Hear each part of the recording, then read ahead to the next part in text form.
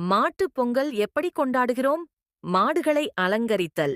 மாடுகளை குளிப்பாட்டி அலங்காரம் செய்து கொம்புகளுக்கு வண்ணம் தீட்டி மாலை அணிவித்து சிறப்பிக்கிறோம். பொங்கல் வைத்தல். புது அரிசி, பால், வெல்லம் கொண்டு சுவையான பொங்கல் வைத்து மாடுகளுக்கு படைக்கிறோம். கோ பூஜை. பல கோயில்களில் மாட்டுப் பொங்கல் நாளில் கோ பூஜை நடத்தி வழிபாடு செய்கிறோம். விளையாட்டுகள். மாட்டுப் பொங்கல் நாளில் ஜல்லிக்கட்டு போன்ற பாரம்பரிய விளையாட்டுகள் நடத்தப்படுகின்றன. மாட்டுப் பொங்கலின் சிறப்பு மனித விலங்கு உறவு. மாட்டுப் பொங்கல் மனிதனும் விலங்கும் இணைந்து வாழும் உறவை பறைசாற்றுகிறது. பசுமை விவசாயம்.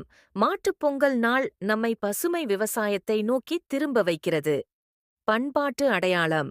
மாட்டுப் பொங்கல் தமிழர்களின் பண்பாட்டு அடையாளமாக திகழ்கிறது.